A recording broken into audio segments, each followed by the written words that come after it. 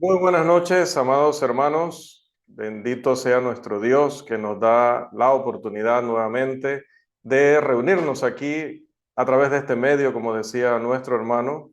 Gracias. Ahí estamos teniendo ya la referencia de tiempo y a través de este medio, este recurso que Dios nos da y nos une a tanta distancia, ¿verdad? Estando algunos en Panamá, otros en Costa Rica, otros en Honduras y por allí si llega nuestro otro hermano desde México, podemos estar juntos aquí y compartir la palabra una vez más, ahora respecto a nuestro recientemente inaugurado curso Algunos cultos modernos, sectas, movimientos y religiones mundiales.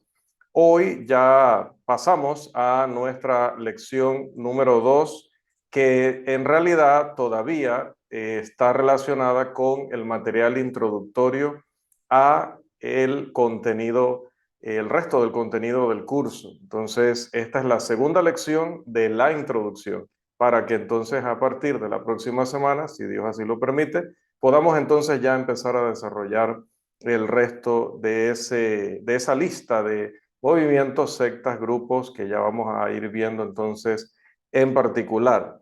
La lección de esta noche, como ven en pantalla, lleva por título ¿Qué es un culto? Y decíamos desde la semana pasada que este término tiene un uso correcto, no se puede decir que está mal utilizada, sí se puede utilizar culto, de hecho la Biblia habla de nuestro culto racional, o por lo menos así lo traduce la Reina Valera de 1960 ya en Romanos 12:2. Sin embargo, decíamos que debido a que la palabra tiene una aplicación a un tipo de grupo que veremos hoy bastante peligroso, no es hablar de cualquier denominación o hablar de cualquier tipo de secta, es un tipo de secta peligroso, de manipulación mental, de control psicológico, incluso de llevar a las personas a la muerte o a matar.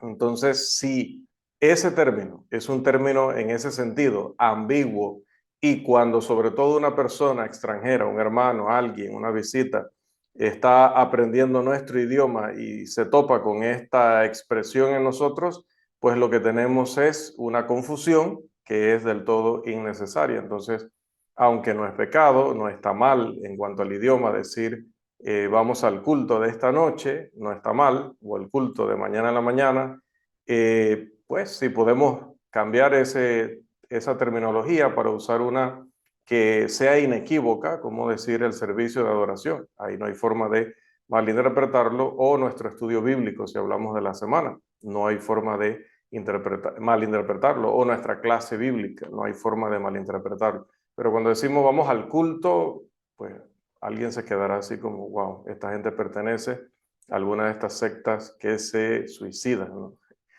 Entonces, hay que reconocer, hermanos, que una invasión ha estado teniendo lugar en nuestro continente ya hace bastantes años, podemos decir ya prácticamente desde que inició el siglo XXI. Y por hablar en un lenguaje de la Primera Guerra Mundial, o creo que no, de la Segunda Guerra Mundial, nuestras playas están siendo ocupadas por el enemigo, como cuando los aliados desembarcaron en Normandía para derrocar, en ese caso sí, correctamente, al poder nazi. En este caso se está dando lo contrario, pero ahora contra la verdad. Están inundando nuestras playas espirituales para conquistar nuestro pueblo espiritual, la iglesia y nuestros hermanos. Los invasores se caracterizan por defender ideas heréticas, actitudes y prácticas que podemos llamar exóticas, por engaño y por el lenguaje de Asdod.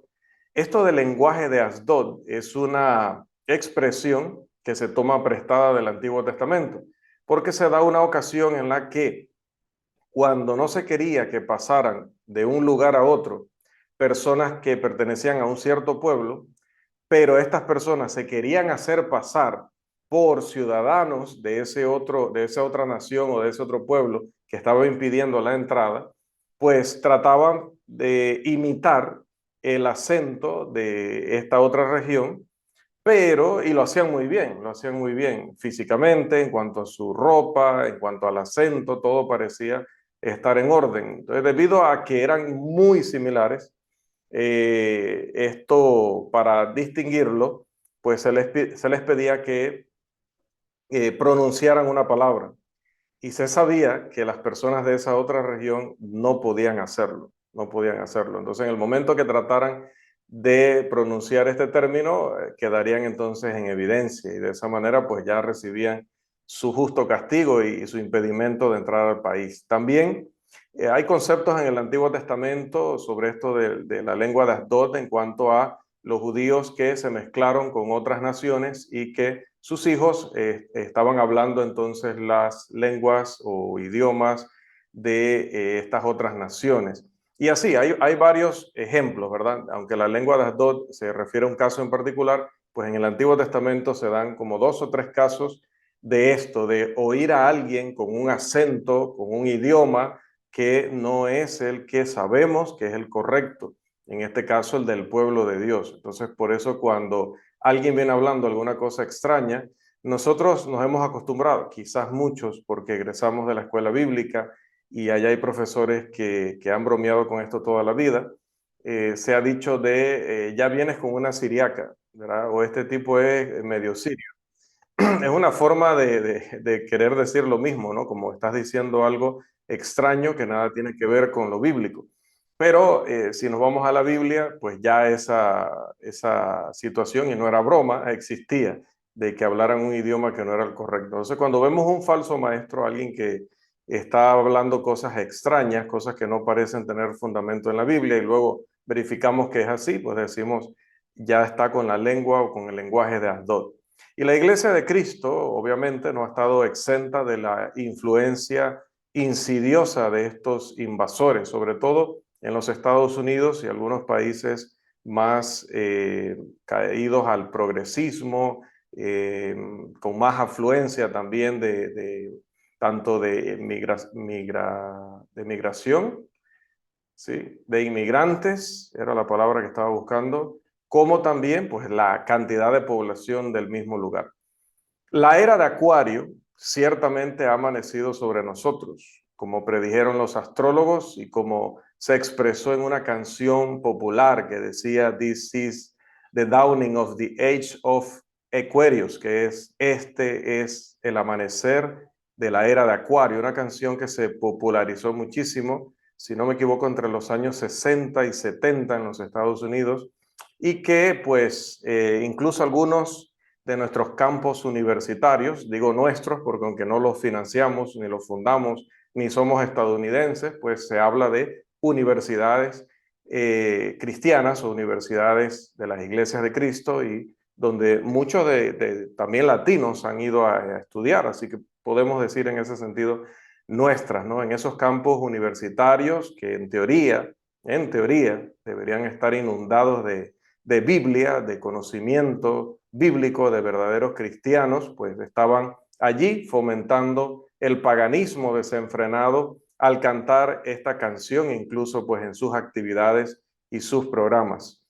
¿Cuándo ha sido más popular el interés en el cultismo, en el misticismo, en la astrología y en la religión oriental en los Estados Unidos que desde esas fechas, 1960, 70, 80 y de allí para acá? Es una barbaridad porque ya ha invadido periódicos, libros, universidades, televisoras, prácticamente todo, ¿no? Miles y miles de jóvenes han estado siendo engañados para que abandonen su hogar y abandonen a sus padres para unirse a grupos que prometen falsamente brindarles dirección, felicidad y seguridad. Además, las religiones extravagantes que mezclan creencias orientales y astrología y también ocultismo y muchas otras creencias y filosofías huecas, como le llamó el apóstol Pablo, constantemente, hermanos, están en un flujo permanente hasta el punto en que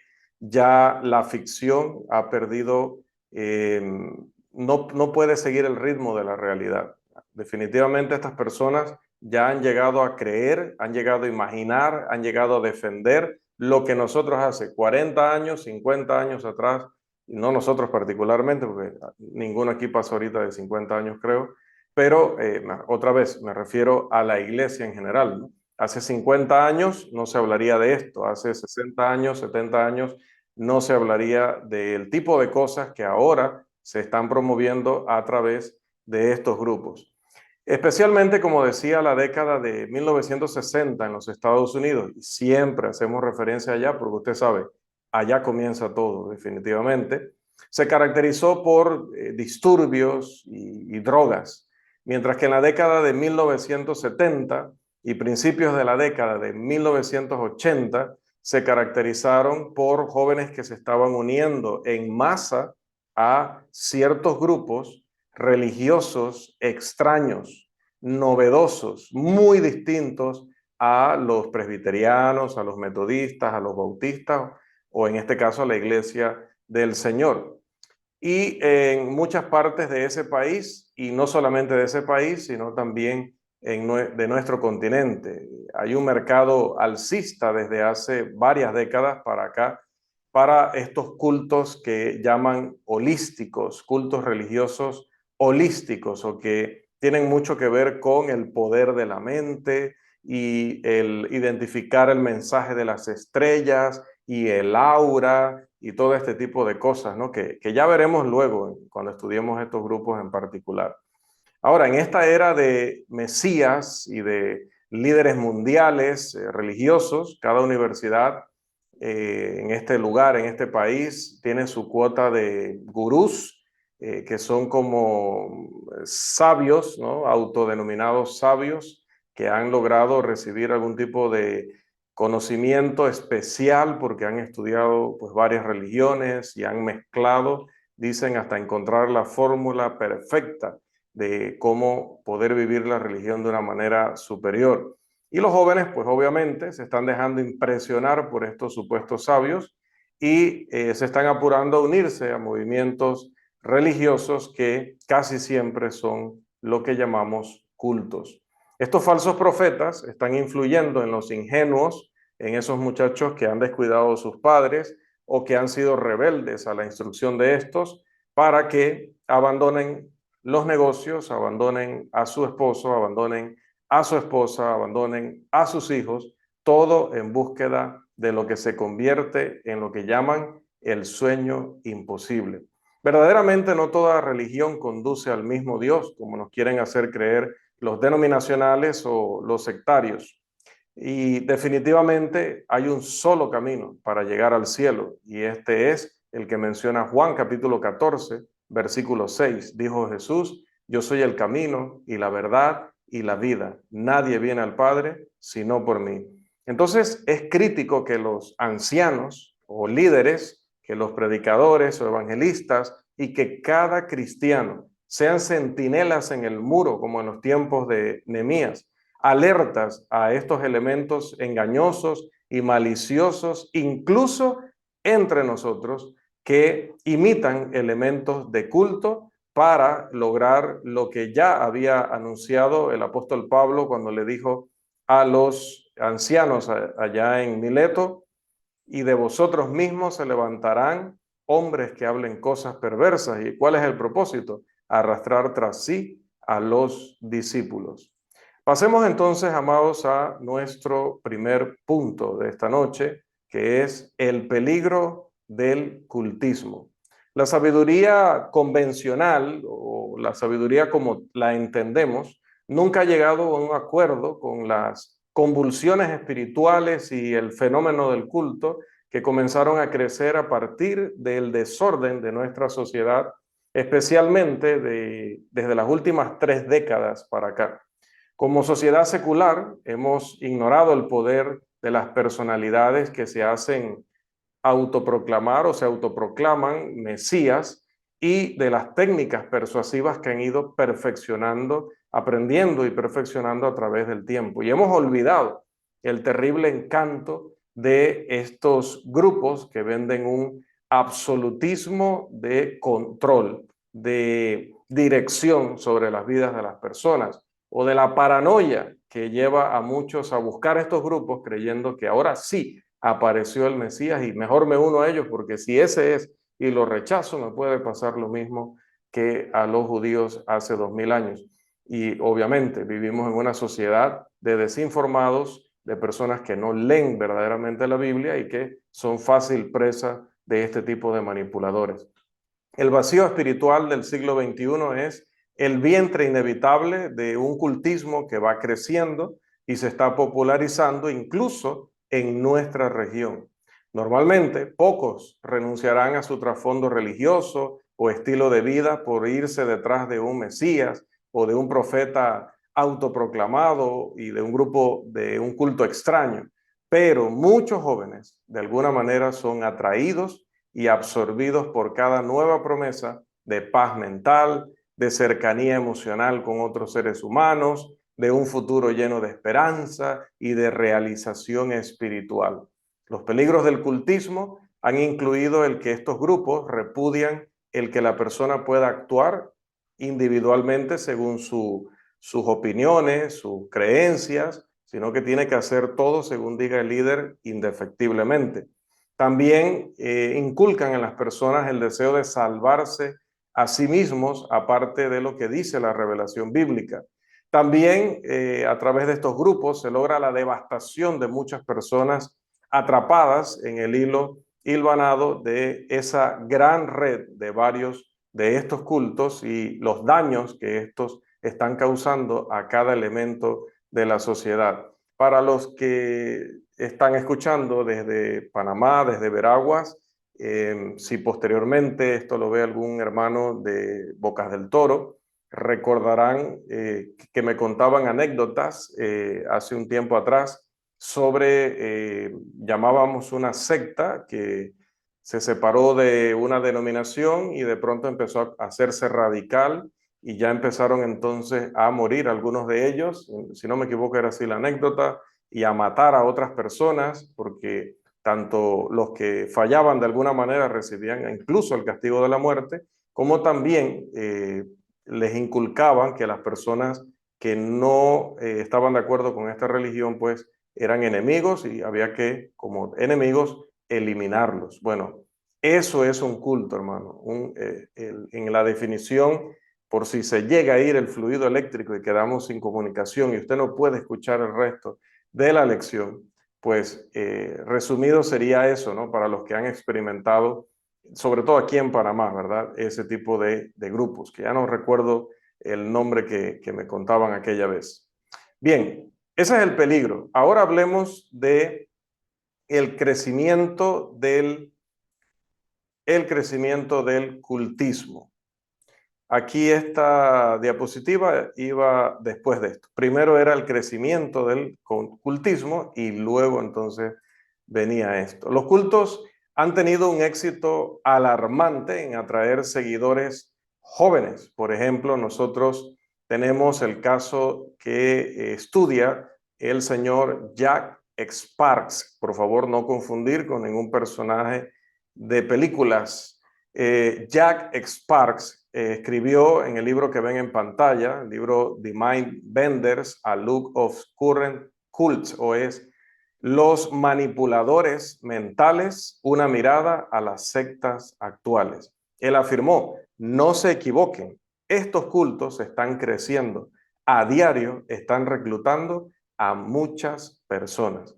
Estos son expertos que han investigado en detalle, que han entrevistado a miembros o han entrevistado a ex miembros, personas que han investigado con los familiares, un individuo sumamente preparado y sumamente informado que escribe este tremendo libro en contra del cultismo. Y una de las advertencias que él hace en su libro es, no piensen que porque esto es así extremo y porque la gente puede morir o los pueden obligar a matar, etcétera, por esa razón, pues ustedes pensarán, esos son locos y no van a tener mucho éxito. Dice, no, no. Lo que he visto en mi investigación es que, sobre todo entre los jóvenes y jóvenes adultos, como veremos en una cita más adelante, esto está creciendo increíblemente. Los cultos quizás tengan muy poca atracción para las personas durante épocas de lucha heroica y dificultades, como durante la Segunda Guerra Mundial, pero durante épocas de facilidades, de cierta comodidad como ahora, cuando no hay ninguna gran prueba a la vista que desafíe el valor individual y los ideales, y cuando uno no tiene ni propósito ni dirección, allí los cultos florecen y tienen mucho poder de atracción. Dele un pez a un hombre, dice por allí, o reza por allí algún dicho, dele un pez a un hombre y lo alimentarás por un día. Enséñale a pescar y lo alimentarás por el resto de su vida. Pero esta noche le vamos a agregar, dale a un hombre un suministro de peces para toda la vida y lo destruirás. El hambre que impulsa a hombres y mujeres hacia caminos novedosos y difíciles y de autonegación rara vez nace de la necesidad económica. Los cultos capitalizan o aprovechan estas circunstancias al tener formas rígidas y difíciles, al tener estándares estrictos de disciplina y membresías que deben ser merecidas con una devoción total, sincera y a través de un programa que le hace sentir al joven que él es único y que ha logrado superar retos que no puede superar gran parte del resto de la población mundial. La amenaza del cultismo es sumamente seria. Todas las nuevas religiones buscan enérgicamente nuevos miembros, como no podría ser de otra manera, especialmente entre estudiantes universitarios y adultos jóvenes cuya combinación de idealismo, lo que ellos quisieran, lo que han imaginado sobre el mundo, y decepción con cómo se han estrellado y han visto la realidad del día a día, lo cual pues los lleva a convertirse en conversos dispuestos y deseosos para entrar a estas prácticamente academias militares religiosas donde se le dedica la vida a sus líderes. Como aquellos de la circuncisión en el tiempo de Pedro, estos cultistas son contumaces, habladores de vanidades y engañadores a los cuales es preciso tapar la boca, que trastornan casas enteras enseñando por ganancia deshonesta. En el tiempo de Pablo, más bien. Al investigar el tema en consideración, prestaremos especial atención a la definición de cultismo, a la observación de las características generales de los grupos cúlticos, a la observancia de los preceptos o la perspectiva bíblica apropiada al abordar un estudio como este y a la recomendación de acciones urgentes que debe tomar el pueblo de Dios frente a esta situación. Así que vamos al primero de ellos, vamos a la definición de cultismo. La herejía de culto ha sido definida de varias maneras por las autoridades. Cada definición, autoridades del idioma o de la investigación de este tema, ¿no? Apuntando a que son desviaciones de las Sagradas Escrituras. Por ejemplo, Walter Martin afirmaba que un culto podría ser definido como un grupo de personas reunidas en torno a una persona específica o a la interpretación de la Biblia hecha por una persona. En esta definición, así tan simple como la da el señor Martin, pues tendríamos que incluir a los testigos de Jehová, a los de la cienciología cristiana y a los mormones. Pero luego él continúa desarrollando un poco más esa definición y debería estar aquí. Creo que se me quedó fuera, lamentablemente. Se me quedó fuera o la imagen de la izquierda no era. Desde un punto de vista, se me quedó fuera esa definición, disculpen. Decía, desde un punto de vista teológico, el señor Martin, ¿no? Desde un punto de vista teológico, los cultos contienen no pocas desviaciones importantes del cristianismo histórico. Sin embargo, paradójicamente, siguen insistiendo en que tienen derecho a ser clasificados como cristianos. Sigue diciendo, un culto entonces es cualquier movimiento religioso que reclama el respaldo de Cristo o la Biblia, pero que distorsiona el mensaje central mediante, primero, una revelación adicional y número dos, desplazando un principio fundamental de fe por un asunto secundario. Traduciendo esto, generalmente un culto no solamente es un grupo de personas que está siguiendo a Rafael Vergara como líder religioso. Porque lamentablemente eso se da, quiera lo de líder o no, que la gente a veces se reúne en torno a una cierta figura y prácticamente hace las cosas pues por la influencia de esta figura. Pero más que eso, como dice aquí, es que es un grupo que por un lado no quiere defender las doctrinas históricas del cristianismo, pero tampoco quiere que lo identifiquen como un grupo anticristiano o que no tiene que ver con Cristo, porque saben que esa figura de Cristo les conviene mucho para poder atraer a personas de las denominaciones o de la iglesia del Señor. Aparte de eso, algo que identifica mucho a un culto es que no solamente se basa en la Biblia, sino que habla de haber tenido alguna revelación especial. Y número dos, como mencionaba ahí en la cita, que ellos también rechazan lo que es la búsqueda del conocimiento espiritual por tratar de reemplazar eso con filosofía budista, hinduista, por tradiciones y filosofías de hombres, en lugar de tratar de inculcarle a las personas lo que dice la palabra. También un movimiento de protesta social, vamos a ver si, ok. Aquí este señor, la imagen que está a la izquierda es incorrecta, esto ha sido un desastre, aparentemente hice lo que hacía anteriormente, ¿no? Hago la diapositiva y cuando voy a hacer la que sigue, en realidad termino reemplazando el material sin haber guardado la que hice, ¿no? Creo que eso es lo que pasó aquí, porque este autor aquí, Straker, iba después del que mencioné. Pero bueno, por lo menos coincidió aquí. Straker definió el culto de esta manera. Alguien que nos ayude, por favor, con esa lectura. Después se me duermen por escuchar solo mi voz. Amén. Un culto es un movimiento de protesta social y afirmación personal. Ofrece una forma total de vida a aquellos que están alejados de sus familias y de las actitudes con las cuales sus familias los preparan para la adultez exitosa. Los cultos atraen a los desposeídos, los aburridos, los solitarios. Ni la pobreza ni la juventud son precondiciones necesarias para sentir el atractivo de un culto.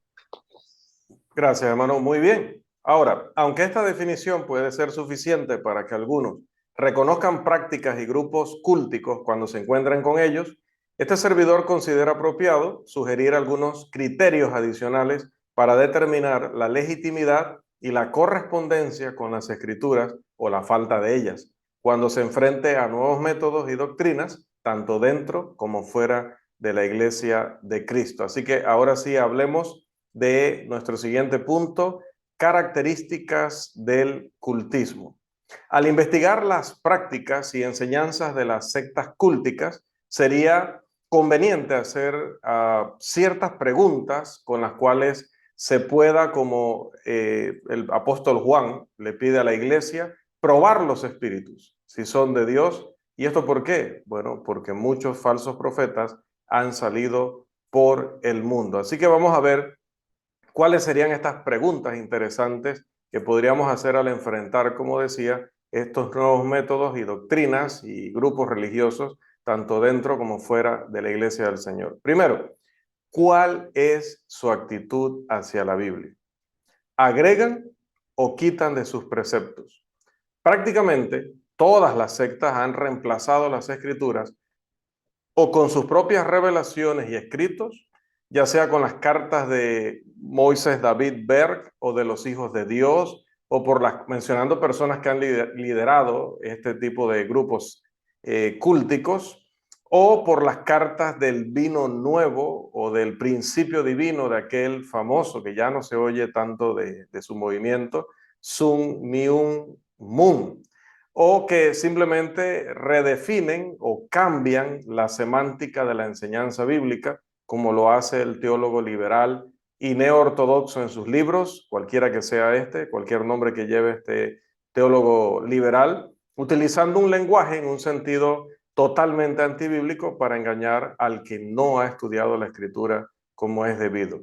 El truco terminológico es siempre una arma poderosa de propaganda que puede engañar a las personas que, como digo, no estudian, las personas que no participan en un curso como este, donde vamos a desenmascarar y vamos a desmantelar los argumentos y las mentiras de este tipo de movimientos. Y bueno, obviamente estos grupos citan ampliamente a la Biblia para sentirse, o no sentirse, sino para ser vistos como grupos sanos, porque obviamente si citan mucho la Biblia, la gente van a decir, por supuesto, que son bíblicos, son cristianos, así es la gente. La característica más común de las sectas que realmente no son cristianas en ningún sentido es que han aprovechado la terminología del cristianismo, han tomado prestado abundantemente de la Biblia, casi siempre sacando de contexto las cosas y han salpicado su formato con lo que conocemos como clichés y términos que siempre han utilizado, sobre todo los evangélicos, para tratar de obtener a través de eso algún tipo de ventaja. En segundo lugar, debemos preguntarnos, ¿exaltan a Jesucristo o exaltan algún Mesías o Mesías falso, ¿no? Un Cristo falso? Algunas sectas descartan por completo a Cristo como el Mesías, afirmando que él fue un falso Mesías, que realmente fracasó en su misión. Por lo tanto, existe la necesidad de que haya un nuevo Señor, un nuevo Padre, un nuevo Mesías. Ahora, algún hombre es el maestro de los maestros y ese es al que debemos seguir. Por ejemplo, Jim Jones no solo afirmó ser el espíritu de Cristo, de Buda y de Lenin, sino que también afirmó ser Dios Todopoderoso. En una religión sectaria, la lealtad tiene que ser monopolizada por una autoridad central de la cual depende mucho y que quizás a veces recae sobre una persona específica o grupo de personas que nadie conoce. De hecho, allí entra mucho la definición de los testigos de Jehová al tener un cuerpo gobernante del cual ellos no saben nada. Un cuerpo gobernante que también ha traducido una versión de la Biblia cuyo comité tampoco ha sido identificado. O sea, no están los nombres de los que participaron para poder verificar si estas personas realmente estaban preparadas para hacer dicha labor. Es que no interesa y a los miembros, a los adeptos, no les interesa tampoco. Este es mi grupo, ese es mi cuerpo gobernante, ese es mi comité de traducción y los conozca o no los conozca, pueda verificar o no pueda verificar, pues allí me quedaré. En tercer lugar, debemos preguntarnos, ¿se utiliza el control mental en sus procedimientos de conversión? A las sectas se les ha acusado universalmente de intentar quitar la voluntad de una persona, la libertad de tener voluntad, de lavado de cerebro, en otras palabras. Han sido acusadas de utilizar el miedo, la culpa, el odio, la duda que la persona puede tener en sí misma y de utilizar incluso rituales para mantener el control mental de sus adeptos. Ted Patrick, destacada autoridad en desprogramación, afirmó que el lavado del cerebro comienza, dice él, abro comillas, desde el momento en que el reclutador engancha a su oyente o por hipnosis en el acto.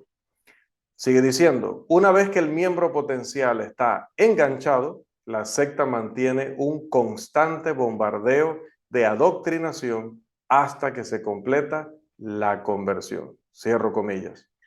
En cuarto lugar, estas sectas intentan, la pregunta, ¿no? Intentan estructurar y programar prácticamente cada momento de la vida de una persona y hacerle sentir culpable cuando se aparta del horario. Charles Kraus, que escribió un libro sobre la masacre que se dio en Guyana, ahora Guyana está bastante famosa porque está teniendo un conflicto con Venezuela.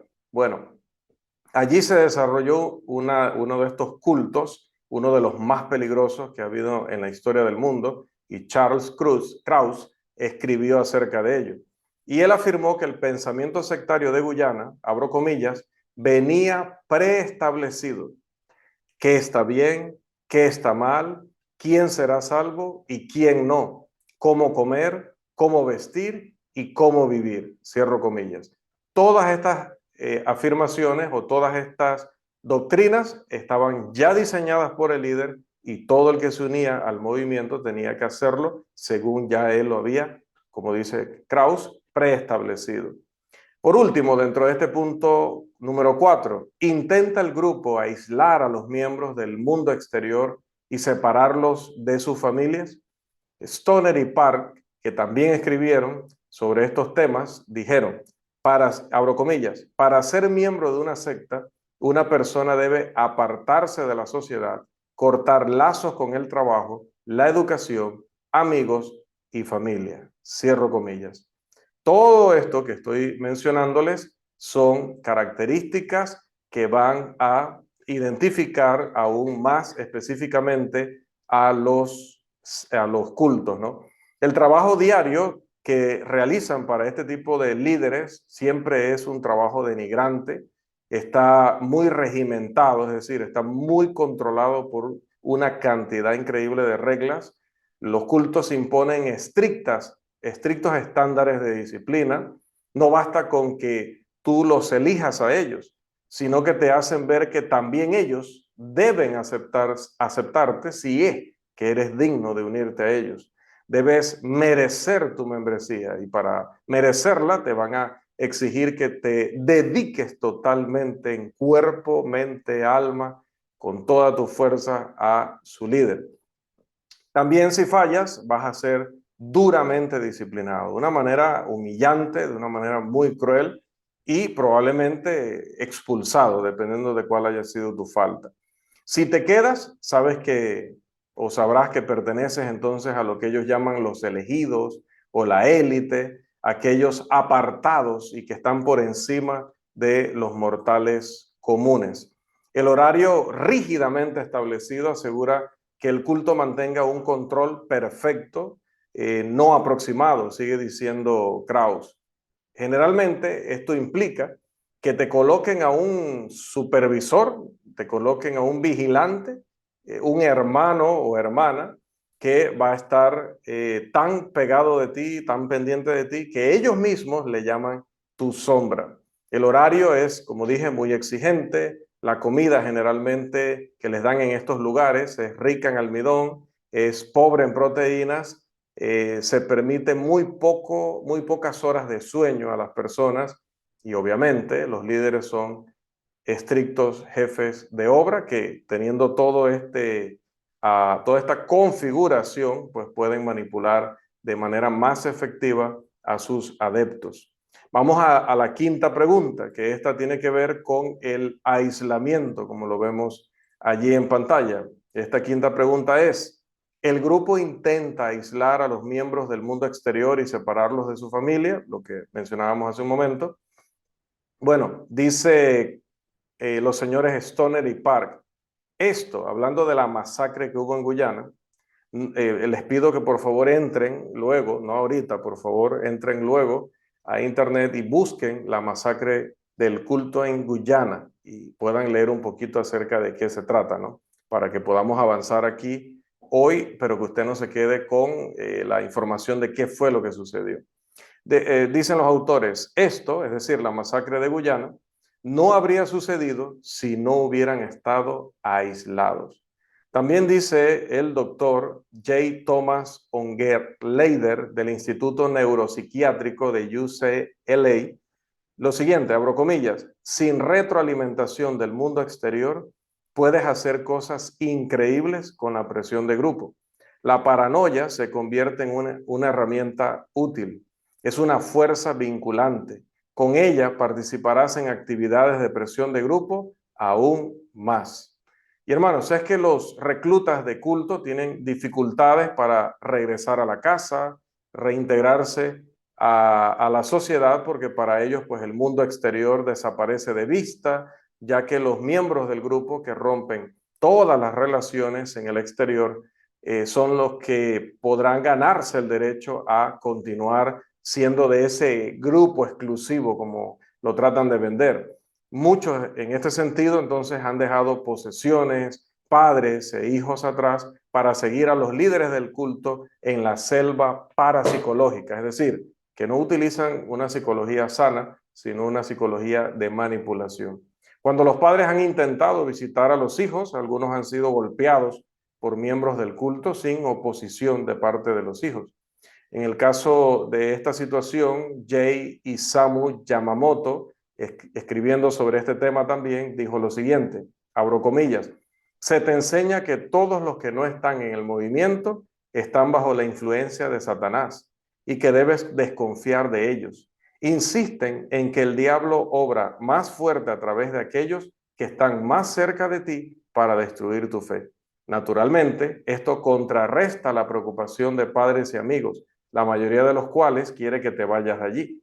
Se te dice que su motivación es el amor, pero debido a que el amor en el mundo está corrompido, no pueden entender que su motivación es malvada. Si alguien te habla desde fuera de la familia, es decir, el culto, sin duda intentan lavarte la mente y destruirte. Cierro comillas. Vamos a pasar a la sexta pregunta que nos habla más sobre sus características y esta tiene que ver con el engaño. Esta sexta pregunta es, ¿se utiliza el engaño en el proceso de reclutamiento? Las sectas se aprovechan del conflicto, la soledad y los problemas temporales en las vidas de las personas cuando reclutan y utilizan el engaño. Parece evidente que algunas sectas religiosas utilizan sin ningún tipo de rubor ni remordimiento de conciencia estas prácticas de reclutamiento que también se utilizan en el mundo de los negocios y que allá son etiquetadas como prácticas de marketing engañosas. Es decir, que la usan simplemente las empresas que no son serias, que se utilizan en la calle para simplemente estafar a las personas o venderles el peor producto consiguiendo un precio injusto. Un contrato honesto entre la religión y el convertido no se puede realizar si el grupo al que pertenece esta persona le oculta información, si le oculta cuál es su identidad, si le oculta o no le revela desde un principio cuál es el grado de compromiso necesario para poder pertenecer. Algunas incluso denominan el engaño como engaño celestial. Dicen, sí, les mentimos, sí, al principio no les decimos todo lo que esto involucra, pero bueno, es un engaño celestial para poder salvar sus almas. En muchas ocasiones de reclutamiento, incluso en el grado de explotación, no se identifica el nombre del grupo sectario, porque saben que si mencionan somos de luz del mundo, somos de tal otro grupo, pues automáticamente la persona va a estar informada de las barbaridades que han hecho y no se van a unir. Apelan a esta combinación de optimismo con idealismo y narcisismo que está presente prácticamente en cada ser humano, ¿no? El ser humano trata de pensar que las cosas van a ir a mejor, el ser humano es idealista y usted lo escucha cada rato, ¿no? Si yo tuviera $1.000.000, si yo tuviera una casa más grande, si vivimos en el idealismo, ¿no? Y el narcisismo, que es ese amor que nos tenemos a veces desmedidos a nosotros mismos. Ellos logran detectar cuando una persona está siendo víctima de estos sentimientos o actitudes y lo explotan en gran manera a su favor. Pero continuemos haciéndonos preguntas para seguir identificando a las sectas, sus características. Vamos a hablar acerca de los no miembros. Y aquí la séptima pregunta sería, ¿cuál es su actitud hacia los que no son adeptos? Aquellos que no son miembros de la secta cúltica son ridiculizados. Se les llama ignorantes, se les llama subhumanos, es decir, que usted es menos que humano. El no miembro, dice, no merece ser llamado hombre. Ahí hombre se usa en el sentido de ser humano. Cualquiera que se oponga a sus enseñanzas, para ellos es motivado por la fuerza satánica del prejuicio ciego y la ignorancia. Los miembros, en cambio, del grupo son superiores intelectual y espiritualmente a los demás. Además, están condicionados, obviamente, a la perspectiva de nosotros contra ellos, que caracteriza a gran parte del fanatismo religioso. Y debo decir que también del fanatismo político, pero ese es otro tema. Se les hace creer que la gente de afuera es hostil y que se debe desconfiar de ellos, así que desarrollan un complejo de persecución. Entonces, amados, habiendo visto todas las características de lo que son los cultos para que los podamos identificar y definir mejor, vamos a entrar rápidamente porque el tiempo ya me está dando las primeras campanadas. Vamos a entrar, y esta como que se quedó allí, a lo que más nos interesa de todo esto. Una vez teniendo claro qué es un culto, cuáles son sus características, veamos cuál es la perspectiva bíblica acerca del cultismo. ¿Es el cultismo aquella fe que fue una vez dada a los santos, como le llamó Judas en el versículo 3 de su carta? ¿O podría ser que más bien se trata, como dijo ahora sí el apóstol Pedro en su segunda carta, capítulo 2, versículo 1, falsos maestros que introducirán encubiertamente herejías destructoras y aún negarán al Señor que los rescató, atrayendo sobre sí mismos destrucción repentina? Bueno, definitivamente que la pregunta misma se responde.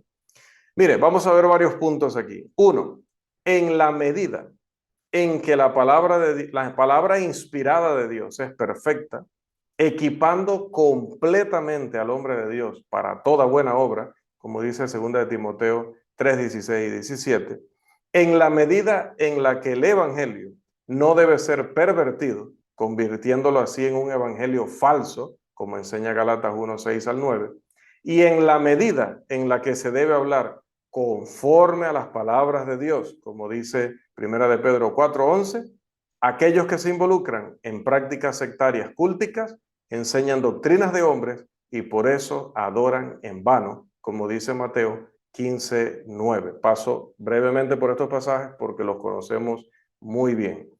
2. En la medida en la que Cristo es, según Juan 14:6, repetimos, el camino, la verdad y la vida. En la medida en la que Cristo es, como dice Primera de Juan, capítulo 2, versículo 2, la propiciación por nuestros pecados. Y en la medida en la que nos dijo el propio Jesucristo en Mateo 23:10, uno es vuestro maestro, el Cristo. Los mesías sectarios, ¿qué pueden ser? Falsos cristos y falsos profetas que hoy llevan a los discípulos por el peor camino, tal como lo hicieron estos, no digo, no los mismos personalmente, sino este mismo tipo de personas a los creyentes antes de la destrucción de Jerusalén, como lo profetizó Jesús en Marcos 13:22. Tercero, en la medida en la que ni siquiera Cristo, el Hijo de Dios, nuestro todopoderoso Dios, ni siquiera Él obligó a las personas a seguirlo, recuerde Lucas 18, 18 al 23, y en la medida en la que más bien Cristo con amor y con misericordia está a la puerta y llama, como dice Apocalipsis capítulo 3, versículo 20, sin violar la libertad de la voluntad del hombre, entonces los líderes sectarios cúlticos que utilizan técnicas de programación mental, de lavado de cerebro y de manipulación mental, se transforman a sí mismos en lo que llama la Biblia falsos apóstoles de Cristo, que son iguales a su padre Satanás, que también se disfraza como ángel de luz, tal como describe el apóstol Pablo a estos falsos apóstoles y a este Satanás en 2 de Corintios capítulo 11, versículos 13 al 15. 4. En la medida en la que los hijos tienen responsabilidades hacia sus padres, dadas por Dios, como enseña Marcos 7, 10 al 13, y en la medida en la que los esposos y esposas tienen responsabilidades hacia sus hogares y el uno hacia el otro, como enseña Efesios capítulo 5, 23 al 30 y Primera de Timoteo 5:8, la práctica sectaria de compromiso total que involucra tanto tiempo en un reclutamiento que se descuidan a los familiares, se descuida el trabajo, se descuida los estudios, pues es una tradición hecha por el hombre y como tal merece ser condenada. Recuerde lo que enseña Pablo en Colosenses 2:8. 5. En la medida en la que los cristianos no deben ser sacados del mundo, aunque no sean parte de lo que el mundo es en cuanto a lo pecaminoso, recuerde lo que dijo Jesús en Juan 17, 14 al 15, y en la medida en la que debemos entender que somos somos seres creados para vivir en sociedad y no somos, como dice Romanos 14, 7, personas que vivimos para nosotros mismos solamente o que morimos para nosotros solamente.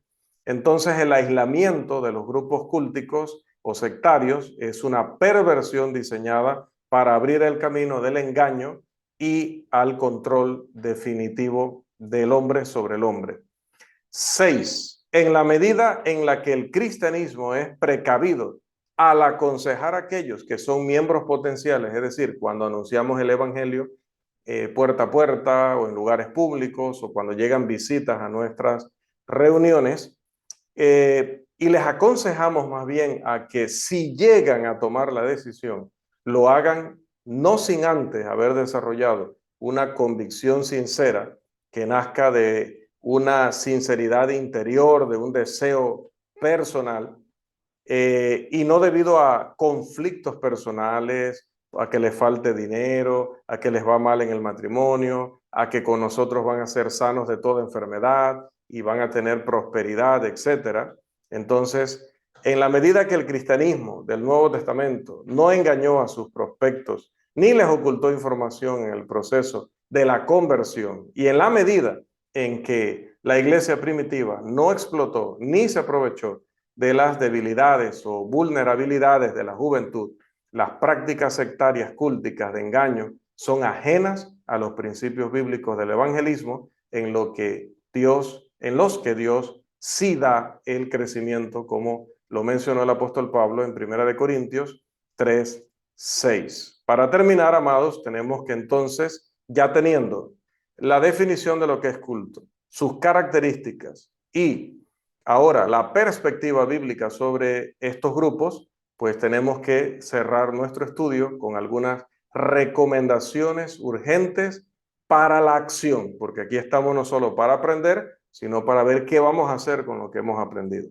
Existen retos y recomendaciones urgentes para enfrentar la crisis de este tipo de sectas que se están proliferando en nuestra región. Ya decía que incluso aquí en esta pequeña provincia, pequeña región de un muy pequeño país como es Panamá, pues ya hay varios grupos de estos con diferentes nombres. Entonces vamos a las recomendaciones. Primero, familiarícese muy bien con los principios para restaurar el cristianismo del Nuevo Testamento. Los cristianos deben aprender la verdad tan bien como para detectar cualquier desviación de ella y poder rápidamente identificar los elementos falsificados tan evidentes en las prácticas y en los sistemas sectarios. Las sectas pueden contener mucha verdad en algunas de sus enseñanzas, pero están diluidas estas verdades con errores humanos y herejías que son más mortales que una falsedad pura y absoluta. Número 2, o segundo, no minimicemos el poder salvador del evangelio mediante el compromiso o el deseo de no ofender. Aquí estamos utilizando en esta línea la palabra compromiso en el sentido de que yo dejo que la verdad se guarde en el cajón para no molestar a nadie. A eso nos referimos con comprometer la verdad o tener el deseo de no ofender a nadie. Hermanos, el evangelio desde hace 2000 años, el evangelio desde que existe, siempre ha ofendido a aquellos que no quieren conformar sus vidas a los preceptos de Dios. Aunque es vital hablar la verdad en amor, como dice Efesios 4:15, dice que hay que hablar la verdad. En amor sí, pero la verdad. Es la verdad la que realmente hace libres a los hombres, como dice Juan 8:32. Aunque los cristianos tengan amor y compasión por aquellos que están en cautividad por el cultismo, deben tratar de no ser tan prudentes, supuestamente, que no hagan la labor que deben hacer, que es oponerse vigorosamente y de manera frontal a las prácticas sectarias. Tercera recomendación. Pablo ordena que los cristianos señalen, identifiquen, marquen, eso es lo que significa esa palabra en griego, a los que causan divisiones y tropiezos contrarios a la doctrina que hemos aprendido y que los señalemos, dice en Romanos 16:17. Algunos entre nosotros han considerado que no se debe perder tiempo ni prestar atención a esas escrituras y han alabado en lugar de señalar y de denunciar las prácticas sectarias que se han introducido o han penetrado y dividido algunas de nuestras congregaciones. Pero el apóstol Pablo también advierte sobre eso en Romanos 1:21, pues habiendo conocido a Dios, no le glorificaron como a Dios ni le dieron gracias, sino que se envanecieron en sus razonamientos y su necio corazón fue entenebrecido. Cuarto, vamos a volver aquí un momento. Cuarto, que la iglesia no se deje llevar por el evangelismo simplemente o únicamente por el propósito de evangelizar. ¿Qué queremos decir con esta recomendación? La lección dominante desde el púlpito hoy parece ser prácticamente o precisamente eso. ¿Qué pasó con las lecciones bíblicas sólidas acerca del plan de salvación, la unidad de la iglesia, la adoración según el Nuevo Testamento, la vida cristiana, ayudar a los necesitados y tantos otros grandes temas de las Escrituras? Este servidor no está en contra del evangelismo. De hecho, su vida ha sido dedicada a fomentarlo y hoy día soy el evangelista de una congregación. Pero la iglesia debe tener algo vivo y algo vibrante a lo cual convertir a la gente. Cuando la iglesia se distinguía por su argumentación, su apelación, su predicación, y cuando sus miembros eran peculiares por ser diferentes al mundo, la iglesia de Cristo fue el grupo de más rápido crecimiento en los Estados Unidos, para que lo sepan. Hubo un tiempo que eso fue así. Como dijo alguien, lamentablemente ahora lo que sale de la boca de muchos predicadores es demasiado liviano como para golpear a alguien. Y a veces hay que golpear en el buen sentido de la palabra, o en el sano sentido de la palabra. Si la iglesia predica el evangelio puro de Cristo, Dios proveerá el crecimiento. Si no, será un crecimiento falso. Entonces, les pregunto, ¿acaso no proclamó el Señor y nosotros debemos creer en ello cuando dijo en Juan 12:32, y yo, si fuere levantado de la tierra, a todos atraeré a mí mismo? Yo no necesito ponerle algo adicional a la palabra y no necesito disminuir la palabra para atraer a las personas a Cristo. Aquellos que tengan un corazón bueno y honesto serán atraídos por el Salvador. Quinto, vamos a pasar aquí a la recomendación número 5. Aquí me adelanté, disculpen. Pensé que la tenía incluida ahí. Permita que el brillo de la verdad y sus promesas resplandezcan contra la oscuridad de las prácticas sectarias. La muerte de Cristo por el hombre hace al hombre importante y demuestra su dignidad y su valía.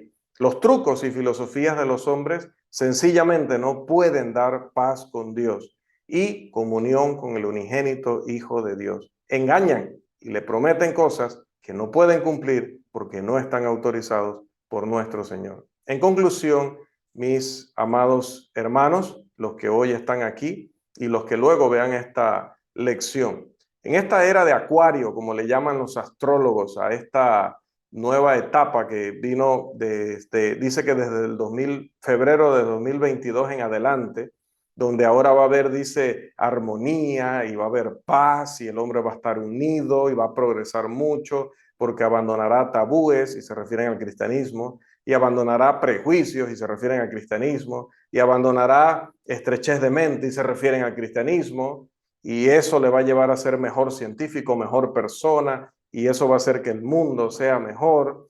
En esta era de Acuario, de filosofía existencial, de humanismo secular y de alejamiento del verdadero Mesías para abrazar líderes y prácticas sectarias, muchas personas, amados, especialmente los jóvenes, han suspendido la búsqueda de la verdad final y absoluta como una búsqueda relevante, como una búsqueda importante. Sin embargo, el camino a Dios a través de Cristo está abierto hoy, como lo ha estado durante más de 2 milenios. Cuando el polvo se haya sentado y el Señor haya recibido lo suyo, el bando ganador no habrá sido liderado por algún gurú o algún estafador de lengua lisonjera. Más bien, como dice el texto que tenemos en pantalla, Apocalipsis 11:15, los reinos del mundo han venido a ser de nuestro Señor y de su Cristo, y Él reinará por los siglos de los siglos. Hasta aquí, amados, nuestra lección número 2, ¿qué es un culto?